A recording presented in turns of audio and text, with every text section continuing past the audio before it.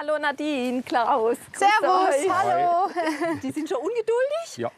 Die warten schon richtig drauf, dass es losgeht. Und ja, wir starten dann gleich. Die wissen, es passiert was und ja. Kann man das anhalten, wenn es mal läuft? Eher schlecht. Wenn es läuft, dann läuft's. Ja. Nadine und Klaus Manger bereiten ihre Herde für den Weideabtrieb vor. Sie soll umziehen. Also ich würde dir schon einen Stock geben. Du weißt nie, ob irgendwas sein kann und ein Rind ausbricht oder so. Also der Stock ist ja nicht dafür, dass wir die Kühe hauen oder so. Aber es kann ja mal sein, es haut einer ab und hat einen schlechten Tag. Das ist der Schutz für dich. Kühe mit dem Treibwagen umstellen, das habe ich noch nicht erlebt. Okay, dann kann's losgehen, oder? Ja, fangen wir an.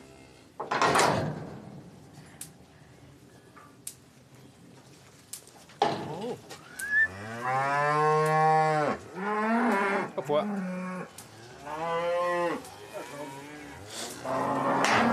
Wow, die kennen das schon. Ja, die kennen das. Den Sommer haben die Kühe mit ihren Kälbern auf den hochgelegenen Weiden in der Rhön verbracht. Jetzt, 3 Tage vor dem Ginolfer Weideabtrieb, sollen sie schon mal näher ans Dorf kommen. Mit dem Traktor bestimmt Klaus das Lauftempo für die Tiere. Nadines und meine Aufgabe, hinterherlaufen. Warte mal! Stopp, Klaus! Jetzt. Die will da rüber. Hopp vor. Jetzt verstehe ich auch, warum du hinten mitläufst. Ja. Jetzt verstehe ich auch, weil du treibst sie irgendwie immer ein bisschen an, dann, dass sie wieder die Richtung finden. Genau. Und führen wäre jetzt keine Alternative? Also führen ist bei uns keine Alternative, nee. Das Problem ist, die sind den ganzen Sommer oben die Rhön und im Winter sind die im offenen Laufstall und die sind nicht angebunden. Die sind es nicht gewohnt, irgendwie am Strick geführt zu werden oder die kennen das nicht, von klein auf nicht. Für den Weideabtrieb ist das nicht so optimal. Aber die Vorgaben für einen Biobetrieb bringen das eben mit sich. Schon 2001 hat Klaus auf Bio umgestellt.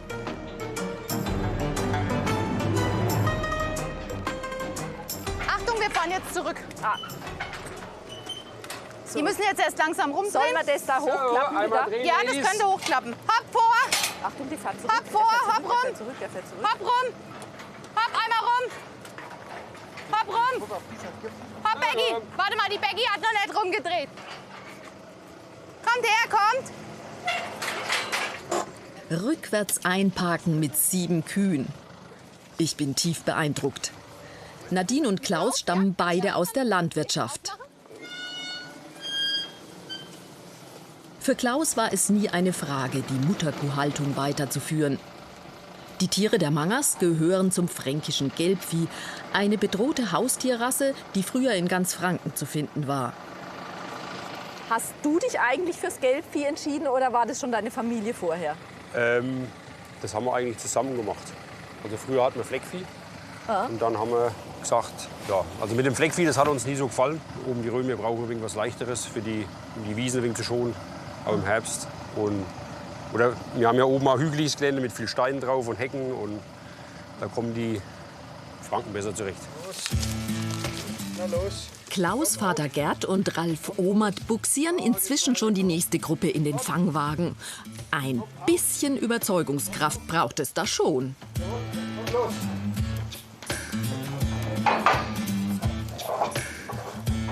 Bis alle Kühe und Kälber umgestellt sind, laufen wir die Strecke 5-mal. Beim Weideabtrieb muss es ohne Treibwagen gehen und ohne Leitkuh, die sich führen lässt.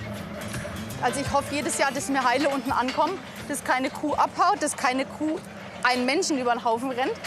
Weil wenn die oben runterrennen, die haben schon ganz schön Kraft und Elan. Neugierig bin ich jetzt schon. Habe ich eine Chance mitzugehen? Vielleicht nach den Kühen, also nicht vor den Kühen, sondern hinter den Kühen.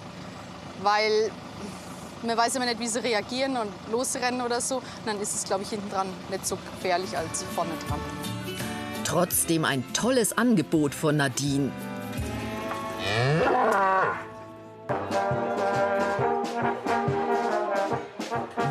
Weideabtrieb in Ginolfs, den feiert das kleine Rhöndorf so richtig. Mit Spezialitäten von Weiderind, Rhönschaf und Ziege. Klaus ist Metzger und die Mangers vermarkten das Fleisch ihrer Tiere selbst. Taxi noch mal eine Tüte, ne? Okay, danke. Sie haben hier einen Stand mit den eigenen Produkten. Nadine ist wie viele aus Ginolfs beim Weidefest doppelt im Einsatz. Wie ist denn dein Zeitplan für heute? Also der Plan ist jetzt, dass alles soweit gut läuft da und dann, dass wir so um 12:30 zu den Kühen hochfahren und dann so, ja, also das muss um 1 Uhr, 13 Uhr, dass wir starten und loslaufen. Seit 2008 gibt es den Weideabtrieb in Ginolfs. Klaus war von Anfang an mit dabei. Für mich ist es das erste Mal. Hallo. Hi, wir haben schon mal hier gewartet. Ja, wir sind jetzt soweit startklar. Wir haben aber gerade gesagt, wir warten vielleicht noch einen Moment, weil es kommen noch ganz viele Autos. Und ja, dass auch alle sehen, wie sie runterlaufen. Ne? Es ist schon 13 Uhr und immer noch weist die Feuerwehr Parkplätze an. Du hast ja jetzt eine Herde ausgesucht. Warum hast du die ausgesucht? Weil das unsere Hauptherde ist. Unsere Muttertiere mit den Kälbern. Und deswegen nehmen wir eigentlich die. Und die sind eigentlich auch durch. Die Kühe sind ja eigentlich auch ruhig, da sind die Kälber ruhig, die laufen an der Mama hinterher. Und so Herde, Ochsen und Rinder, so halbstarke, die sind dann doch ein bisschen anders unterwegs. Etwa 4000 Menschen warten an der Strecke auf den Start. Das ist Besucherrekord in Ginolfs. Und was sind die kritischen Punkte während dem Laufen? Die kritischen Punkte sind jetzt, wenn wir aufmachen, dass alle mitkommen, dass sie nicht zu schnell rennen oder laufen. Und dann unten an der einen Stelle ist so eine Kurve, da wird es eng, wo die Zuschauer sind. Da wird es halt ein bisschen kritisch, dass sie dann da mitkommen. Weil ich schätze, die haben dann durch die ganzen Menschen auch ein bisschen Angst. Und dann kann es sein, die laufen nicht weiter. Na, es geht los!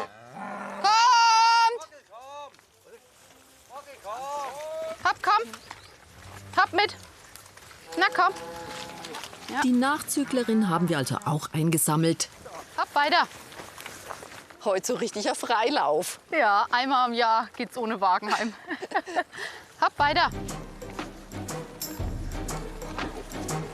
Vorsicht mit dem Ja, es Rennen, ist jetzt ne? den Rang runter, dass die immer ein bisschen ausbremsen. Das Tempo ist zügig, die Herde aber absolut ruhig.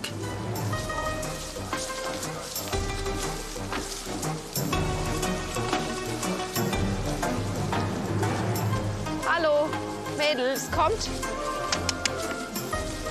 Die Strecke haben die Landwirte mit einem Drahtseil abgesteckt. Es ist Abgrenzung und Schutz zugleich. Zu groß war in den letzten Jahren die Begeisterung der Gäste. Für ein gutes Foto stellten sie sich doch glatt mitten in den Weg. Oh, jetzt haben sie es aber eilig. Der Festplatz ist in Sicht und dort auch eine sichere Koppel. Nicht einmal 1 Kilometer haben die Kühe zurückgelegt, aber die Anspannung bei den Mangers war groß.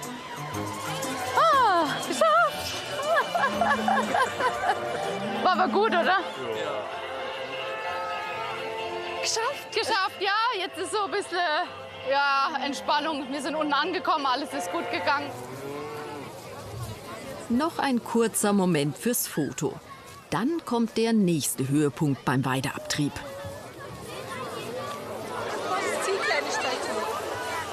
Die Rhönschafe. Auch sie sind eine bedrohte Haustierrasse. Der Schäfer Josef Kolb, das ist der da vorausläuft, hat dazu beigetragen, dass ihr Bestand wieder beachtlich gewachsen ist.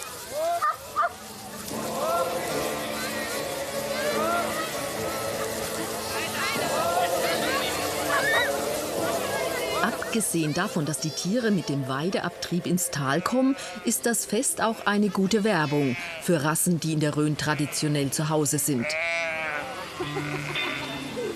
Mit seinem schwarzen Kopf und den weißen Beinen ist das Rhönschaf inzwischen ein Sympathieträger für die Region. Das spürt man weniger bei der Schervorführung als bei den ersten Lämmern der Saison, die der Schäfer mitgebracht hat. Der Weideabtrieb in der Rhön ist inzwischen eine eigenständige, junge Tradition.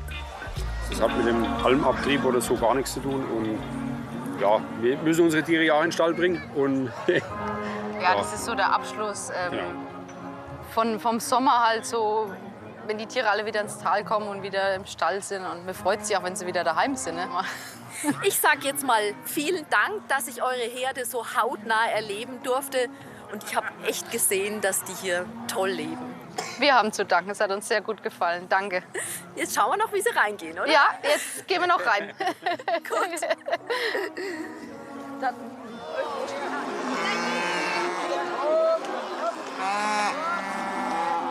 bis zum Stall der Mangers sind es nur wenige Meter. Mit einem Eimer voller Schrot hat Klaus ein überzeugendes Argument für den letzten Umzug. Im Januar schon werden die Mutterkühe neuen Nachwuchs bekommen. Die Kälber von diesem Jahr haben dann trotzdem noch einen ganzen Sommer auf den Rhönwiesen.